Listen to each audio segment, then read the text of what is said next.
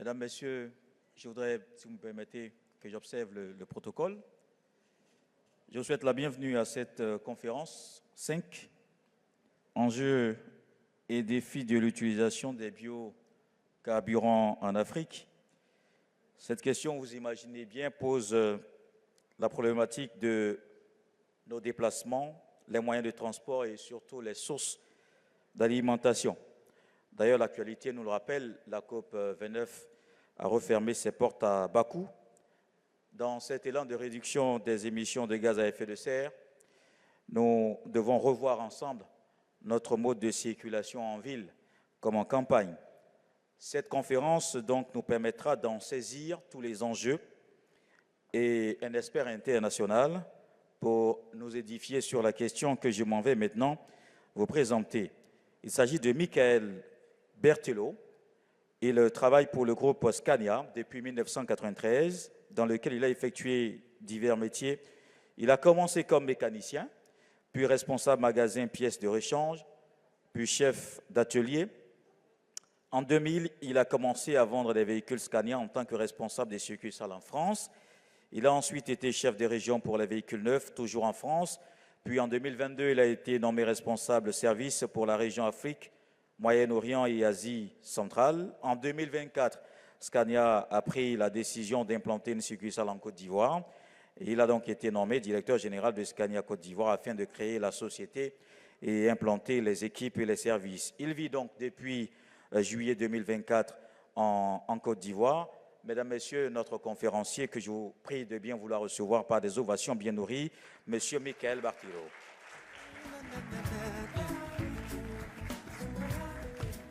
Il va prendre la parole et donner sa conférence. Il va nous faire donc une présentation tout de suite. Et juste après, nous vous donnerons la parole pour des questions et autres contributions.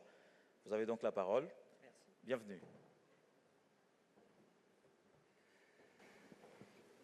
Bien, merci. Donc, Michael Berthelot, je représente Scania. Merci d'être venu et je voudrais remercier le ministère des Transports qui nous a gentiment invités de manière à vous présenter le projet de biocarburant que nous avons initié dans le cadre du transport durable demandé par le ministère du Transport. Ce biocarburant, on a créé un consortium avec l'ANADER, Total Energy, la CIR et donc Scania, de manière à produire un biocarburant. On va lancer la présentation, s'il vous plaît.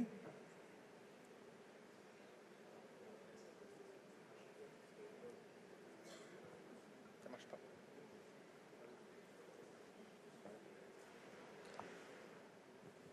Merci.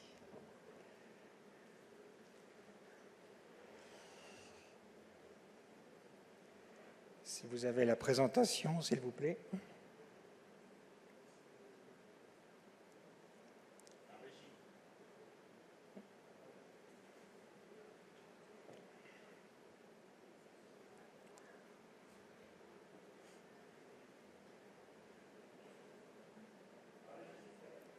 Voilà. Donc voilà le consortium que l'on a créé dans le cadre du projet pilote de production de biodiesel. Et on va commencer par un petit film, puisque il était, dans le cadre de cette étude de biocarburant, nous avions aussi un partenariat avec la Sotra, puisque nous avons livré, il y a 2 ans maintenant, 455 véhicules Scania à la Sotra, et ce test de biocarburant a été effectué sur l'un de leurs bus, en partenariat. Donc on peut lancer le petit film qui va vous présenter les différentes étapes de la production de ce biocarburant.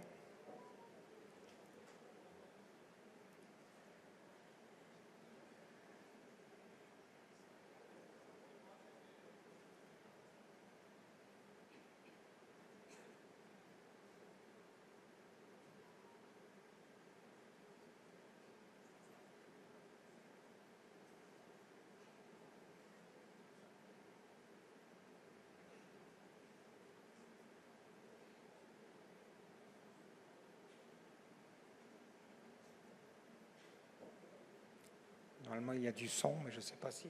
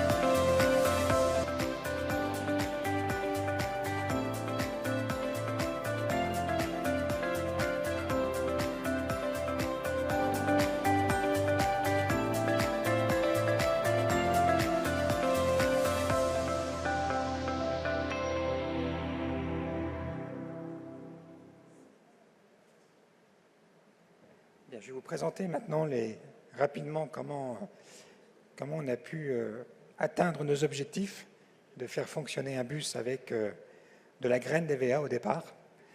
Donc, slide suivante, please, s'il vous plaît.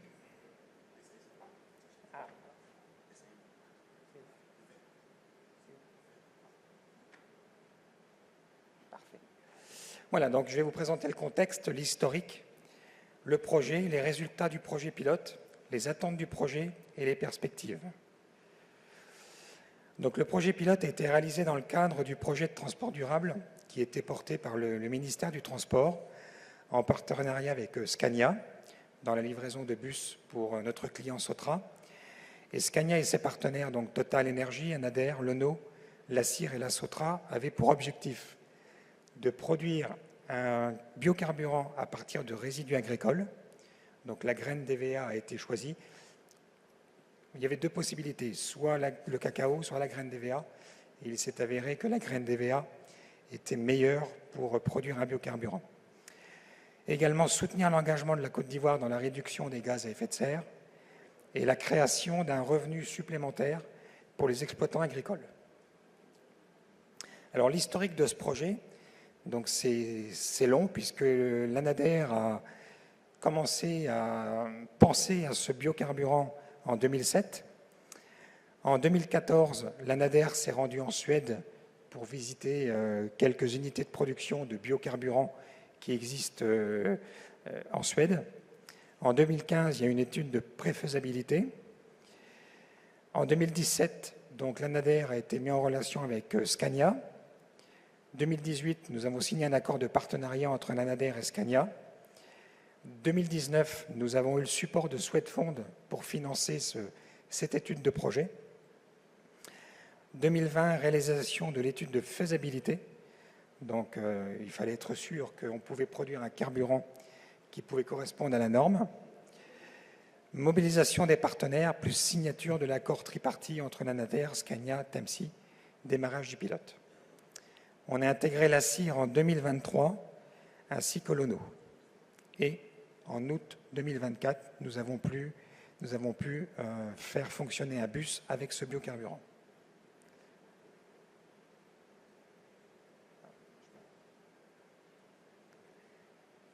Slide suivante, please, s'il vous plaît.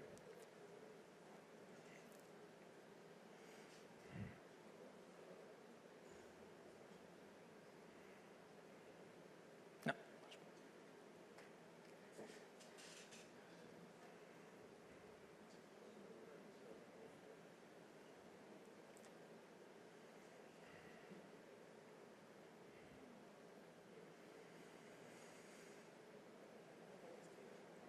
Voilà.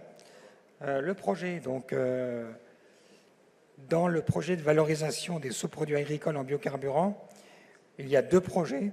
Donc, le premier est le biodiesel et le deuxième est le biogaz. On s'aperçoit que dans les deux cas de figure, on a une forte réduction des gaz à effet de serre. Donc, si on prend un certain nombre de véhicules qui fonctionnent au diesel, si on prend ce même nombre de véhicules qui fonctionnent au biodiesel ou au biogaz, on a une grosse réduction de gaz à effet de serre. On crée des emplois, on a des revenus pour les exploitants agricoles, et l'avantage aussi dans le biocarburant, il en ressort, lorsqu'on a traité la graine d'EVA, on peut revendre également le tourteau, les briquettes et la glycérine, ce qui apporte là aussi un revenu supplémentaire. Le projet, donc l'objectif du pilote, c'était de confirmer que l'on pouvait créer un biocarburant et que ce biocarburant pouvait faire fonctionner un bus. Les activités menées, donc, c'était l'achat de la matière première, la graine d'EVA, recrutement de l'assistant technique LONO, conception d'un panier de ramassage avec le concours de la GIZ, puisque afin d'éviter que les récoltants soient mordus par des serpents lors de la récolte, on a créé donc un panier spécifique pour ramasser la graine. Après, on a mené une campagne de sensibilisation auprès des producteurs, sur lequel on demandait donc de lutter contre le travail des enfants. production par l'eau de biodiesel et on a souhaité faire vraiment un biodiesel qui réponde à la norme européenne qui s'appelle EN 14214. Alors vous verrez, on a quelques critères qui n'ont pas été obtenus, mais nous sommes très très proches de la norme. Et à chaque fois que l'on crée un batch, on a envoyé ce batch en Belgique, chez Veritas, pour bien confirmer qu'on répond à la norme. Ensuite, on a installé une cuve de 5000 litres chez Sotra, à Port-Bouët, et on a pu produire donc 1500 litres de biocarburant et 2 tonnes de tourteau. Donc les 1500 litres, on les a mis dans la cuve chez Sotra, et on a fait fonctionner le bus du 2 août au 23 août 2024. Et ce bus a parcouru 2973 km. On verra plus tard le gain sur la consommation. Slide suivante, s'il vous plaît. Donc les partenaires, hein, comme je vous disais, la Nader, Total Energy, la CIR, Scania, puis l'ONO. On a aussi un partenaire institutionnel qui est le ministère des Mines, du Pétrole et de l'Énergie, et un partenaire technique et financier qui est la GIZ et également Swedfund. Slide suivante. Donc il y a différents canaux pour collecter la graine. Donc soit les sociétés coopératives, soit les producteurs individuels, soit les prestataires de services agricoles. Donc dans tous les cas, on peut récolter de la graine d'EVA. Après, dans le futur, si on arrive à produire à grande échelle ce biocarburant, il faudra qu'on mette en place des processus et des méthodes d'organisation. Donc le panier de ramassage donc, a été créé et utilisé par les récoltants. Slide suivante, s'il vous plaît. Alors au niveau de l'extraction de l'huile, donc l'extraction industrielle de l'huile a permis d'obtenir un rendement de 26% de la masse des amandes. Donc de l'amande de la graine d'EVA, on arrive à obtenir seulement 26%. Donc il faut quand même une grosse quantité de graines. L'analyse de cette huile a montré une teneur élevée en acides gras et en acide linoléique, ce qui nous a demandé plusieurs traitements pour arriver à la norme EN 14214. Pour produire le biodiesel, donc on a fait appel à un outil qui s'appelle le Sprint Brock, qui en fait, c'est lui qui presse la graine pour en sortir l'huile. Donc on a pu produire 1500 litres. Au départ, on voulait vraiment produire 3000 litres pour faire un test à plus grande échelle, mais le Sprint Brock n'était pas assez costaud pour produire autant, donc on a pu produire 1500 litres. Deux paramètres, en fait, dans la norme EN 14214, il y a 4 paramètres. Il y a 2 paramètres où on était vraiment dans la norme et d'autres paramètres dans lesquels on était très proche. Donc on a dû insérer différents produits pour être à la norme.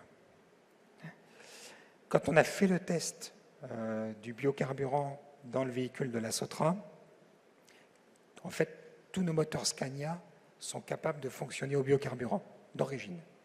On a seulement dû changer l'huile, changer les filtres, c'est tout ce que l'on a fait. Et on a des systèmes dans nos véhicules qui nous permettent de prendre des mesures constamment. Et pendant cet essai, on a pu voir qu'on a fait une réduction de 56% des émissions de CO2, du puits à la roue. Donc c'est très très important. Slide suivante, s'il vous plaît.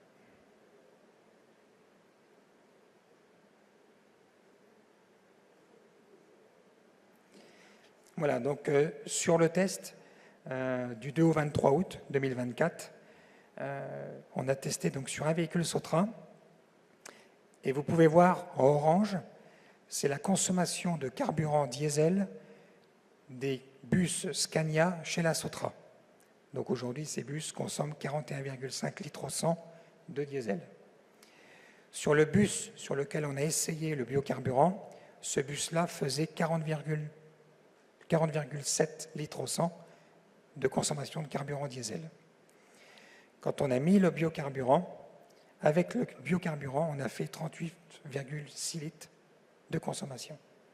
Ce qui veut dire que le biocarburant était de meilleure qualité que le diesel que l'on trouve en Côte d'Ivoire, ce qui nous a permis de réduire les consommations de carburant.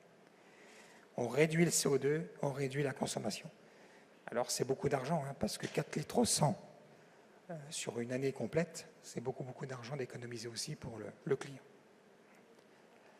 Slide suivante. Un point important, l'impact environnemental, puisqu'aujourd'hui en Côte d'Ivoire, on doit livrer des moteurs qui répondent à la norme Euro 3. Donc on voit sur le graphe quelle émission l'Euro 3 nous demande en termes de NOx et de particules. Et vous voyez où se trouve le biodiesel. C'est le tout petit carré au bout. Donc on fait un énorme saut dans les réductions de NOx et de particules. Donc c'est très bon pour l'environnement et la santé. Slide suivante, s'il vous plaît. Les principales conclusions du projet. Donc c'est important sur le choix de la méthode d'extraction de l'huile et du sourcing des différents entrants, notamment le méthanol, pour une activité économique viable. Le bilan carbone peut être amélioré par l'incorporation de bioénergie à partir de déchets de la graine d'EVA pour la consommation d'énergie thermique du procédé. Donc, c'est réel, on peut diminuer le bilan carbone. Et on a besoin donc d'une norme compatible avec l'huile de graine d'EVA, compte tenu du caractère intrinsèque, notamment la teneur en acide lyonélique et l'acide d'iode. On peut dire que le projet est concluant, puisqu'on a créé ce biocarburant, un bus Sautrin a fonctionné avec, et on n'a eu aucun problème technique durant ces 3 semaines d'expérimentation. Slide suivante, s'il vous plaît. Alors maintenant, si on veut passer à une production à grande échelle, on doit définir quelle norme on veut en Côte d'Ivoire. En Europe, c'est la norme EN 14214, et on doit définir en Côte d'Ivoire, est-ce qu'on veut réellement cette norme, est-ce qu'on veut une autre norme, ça on doit le définir. Et on doit aussi penser à une incitation. Comment est-ce qu'on peut inciter nos clients transporteurs, les particuliers, à utiliser ce biocarburant? Parce que pour être honnête, produire ce biocarburant, c'est un petit peu plus onéreux que de produire du diesel. Donc on doit penser à un système d'incitation fiscale. On doit aussi créer une société pour la production industrielle des biocarburants. Donc la NADER est en train d'étudier la faisabilité d'une société.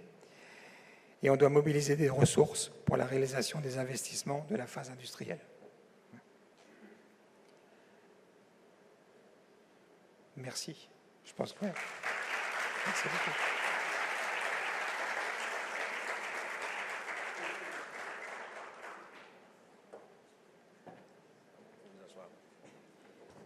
Merci, on va applaudir encore une fois M. Michael Berthelot pour Scania Côte d'Ivoire. Le temps de vous rappeler la présence de la commissaire générale du FISAT, que je vous prie d'applaudir également, Mme Mayati Bamba, qui a juste à côté d'elle un conseiller économique et social, M. Konaté, qu'on applaudit également, qui nous prend en marche.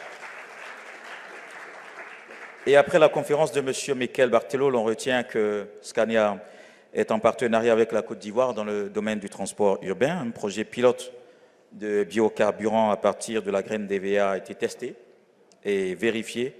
Un projet sur lequel l'ANADER a commencé à travailler en 2007. Donc on a plusieurs avantages, notamment la réduction des émissions de gaz à effet de serre, la création d'emplois. Et l'on retient finalement que c'est un projet concluant. Vous avez la parole, mesdames et messieurs, pour vos questions et peut-être aussi, si vous le voulez bien, des commentaires ou des propositions dans le genre, peut-être nous faire avancer. Et je vois déjà une main qui se lève, c'est celle de Madame la commissaire générale, à qui nous allons donner le micro. Est-ce que les hôtesses peuvent nous aider à faire balader le micro, s'il vous plaît?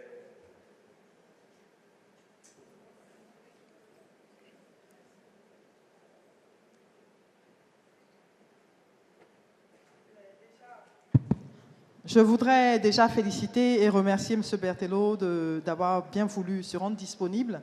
Je sais que les agendas étaient un peu compliqués, mais il a tenu à être là. Vraiment, merci infiniment. Moi, ce projet de l'utilisation des biocarburants, je veux dire, ça m'édifie. En fait, je suis édifiée parce que les pays africains ont tout à gagner. Parce que la ressource est disponible, c'est bon pour l'environnement, il y a beaucoup, beaucoup d'avantages à tirer. Mais ce que je déplore un peu, c'est que ça prenne un peu de temps pour monter à échelle. Donc, ce que moi, je voudrais poser comme question, c'est quelles sont les initiatives aujourd'hui? Je sais que quelques séances de travail ont eu lieu, je crois, avec l'ANADER, vous en avez parlé, mais est-ce qu'aujourd'hui, vous avez une vraie stratégie qui est proposée par Scania pour aller au-delà des bus de la Sotra, avoir l'ensemble des bus qui font l'interurbain, qui font l'intérieur du pays, et pourquoi pas que les particuliers puissent utiliser cette solution-là. Je pense que nous sommes vraiment à la recherche de transport vert, transport durable. Ce sont des solutions comme ça qu'il nous faut. Merci beaucoup. Merci, Madame le Commissaire général. Vous allez répondre à cette première question déjà. Très bien. Donc, dans la continuité de ce test, aujourd'hui, le travail est... le plus important travail, c'est de pouvoir produire ce biocarburant à grande échelle. Donc ça, c'est vraiment l'ANADER et Total Energy qui travaillent dessus. Nous, Scania, on travaille en partenariat avec le ministère des Transports aussi pour continuer ce projet, parce qu'il ne faut pas que ça reste à l'échelle de projet. Nous, on est vraiment fiers d'avoir pu être partenaire de ce projet parce que tous nos clients dans le transport doivent décarboner. Et pour certains d'entre eux, c'est compliqué. Par exemple, dans les mines, c'est difficile d'avoir un camion électrique. C'est difficile d'avoir un camion au gaz, parce qu'on n'a pas de gaz. Par contre, si on met une cuve et qu'on alimente les camions avec du biocarburant, là pour eux, c'est très facile de décarboner.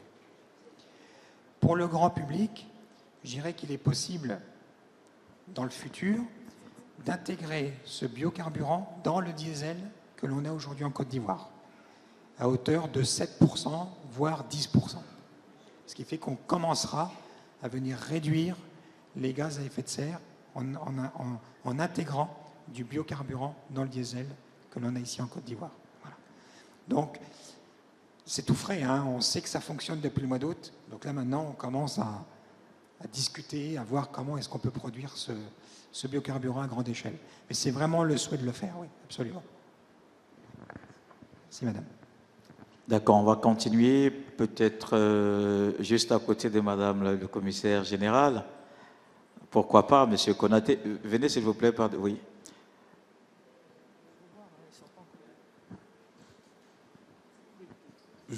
Dans un premier temps, je remercie madame Bamba pour l'initiative de ce forum et de ce salon.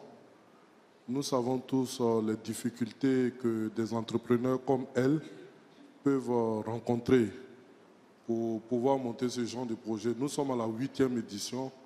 Mon souhait le plus ardent, c'est que nous nous retrouvions ici pour la 18e édition.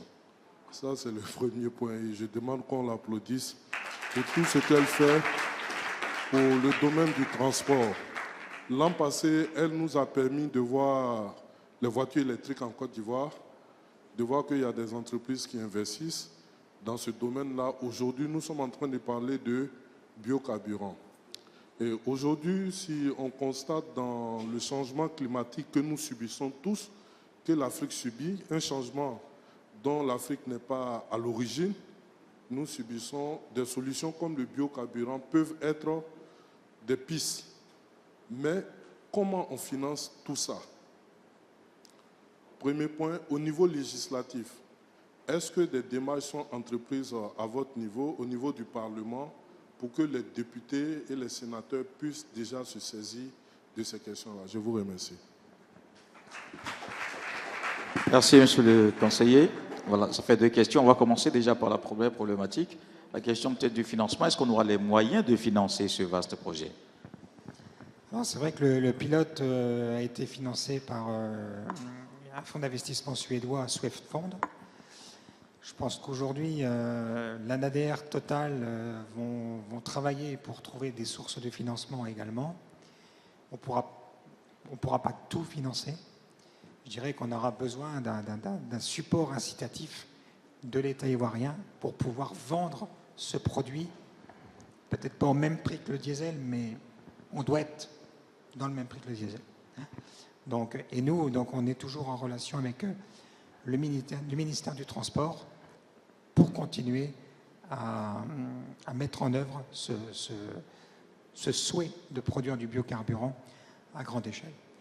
Après, je dirais que aujourd'hui, Scania, on développe des véhicules, que ce soit camions ou bus, au biocarburant, biogaz, électrique, hybride. Parce que comme vous le disiez, face au dérèglement climatique, on sait qu'on ne pourra pas avoir qu'une seule solution. Ce n'est pas possible parce que l'électrique, très bien pour des bus, etc., intra-urbains, des clients qui font des grands voyages, ça va être compliqué pour eux en électrique. Donc il faut trouver d'autres solutions et le biocarburant, c'est quelque chose qui peut leur convenir. Donc on doit étudier tous les types de véhicules qui puissent nous aider à réduire les gaz à effet de serre. L'autre volet de sa question, c'est l'environnement légal. Comment les lois peuvent aussi s'adapter à cette évolution au niveau de la consommation du biocarburant, mais c'est surtout ce qu'il faut mettre en place au niveau législatif qu'il faut peut-être aussi adapter à cette évolution. Oui, alors d'un point de vue législatif, ce qu'il faut surtout, c'est définir la norme. Qu'est-ce que l'on veut ici, de manière à produire un carburant qui corresponde à la norme. Ça, c'est important. Et aussi, comment inciter les utilisateurs à investir dans des véhicules qui fonctionnent avec ce biocarburant. Vous avez pris l'exemple de la France quand vous avez parlé de la norme. Vous pensez que c'est un exemple que l'on peut reprendre ici en Côte d'Ivoire pour l'adapter à l'environnement local? Alors je dirais qu'avant d'intégrer la Côte d'Ivoire, j'ai vendu quelques véhicules en Rhône-Alpes qui fonctionnent au B100, donc ça veut dire biodiesel à 100%. En France, c'est créé à partir de la graine de colza. Ça fonctionne très très bien. Donc c'est la norme EN 14214. Et je dirais que l'État a aidé à acheter les véhicules qui pouvaient tourner avec ce type de carburant. Et aussi les fabricants, les producteurs de ce carburant ont aussi incité les transporteurs pour acheter leur carburant. Donc il faut vraiment des aides, tout simplement. D'accord, on va repartir au niveau du public et on recueillit d'autres questions. Voilà, ici, je vois une dame qui veut bien poser une question à notre conférencier.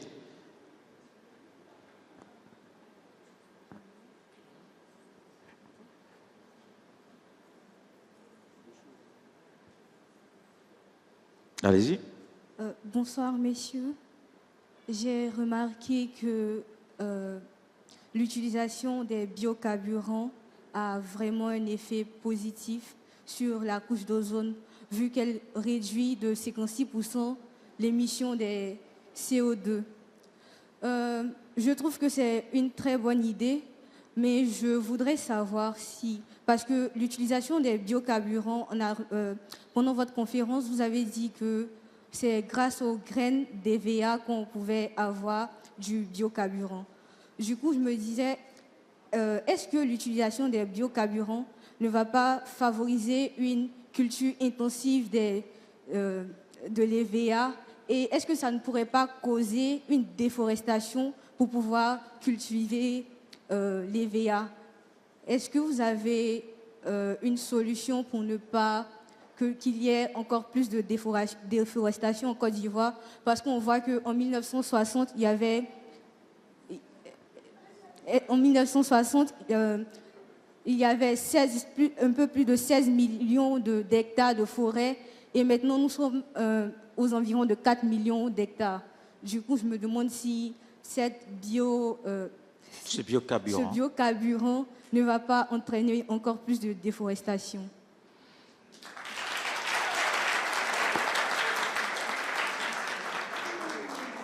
Très bonne question.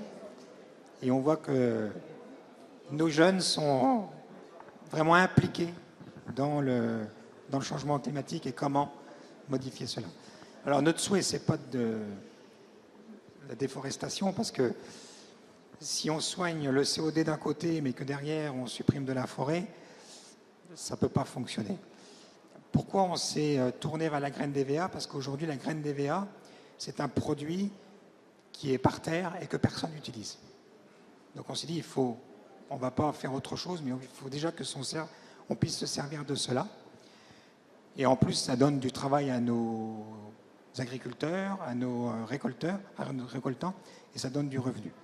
Donc après, il faut que l'on voit de combien est-ce que l'on dispose en Côte d'Ivoire de graines d'EVA pour dire, voilà, aujourd'hui, on est capable de produire X litres de biocarburant. Donc ça fait partie aussi du travail que fait l'ANADER pour dire, voilà, on va le faire à grande échelle, mais par rapport à ce que l'on dispose, combien est-ce qu'on va pouvoir produire de biocarburant, combien de biocarburant on va mettre sur le marché. Voilà. Mais non, le souhait, ce n'est pas de tuer nos forêts, au contraire. L'autre inquiétude que j'ai remarquée dans sa question, c'est est-ce que c'est possible d'avoir d'autres produits qu'on pourrait utiliser pour les biocarburants? Comme je vous disais, on a essayé aussi le cacao, mais en fait, on n'arrivait pas à tirer assez d'huile du cacao pour faire du biocarburant. Et ça pouvait aussi déséquilibrer la filière du cacao, parce qu'on sait qu'aujourd'hui, il y a quand même une forte demande sur le cacao. Je dirais qu'après, on n'a pas investigué pour savoir quel autre produit dont on dispose en Côte d'Ivoire qui pourrait nous permettre de faire du biocarburant. Merci. On a fait 45 minutes et je souhaite qu'on applaudisse bien fort notre conférencier, M. Michael Berthelot, qui représente Sania en Côte d'Ivoire sur cette conférence qui avait pour thème « Enjeux et défis de l'utilisation des biocarburants en Afrique ». Merci infiniment. On va vous raccompagner avec des applaudissements. Merci.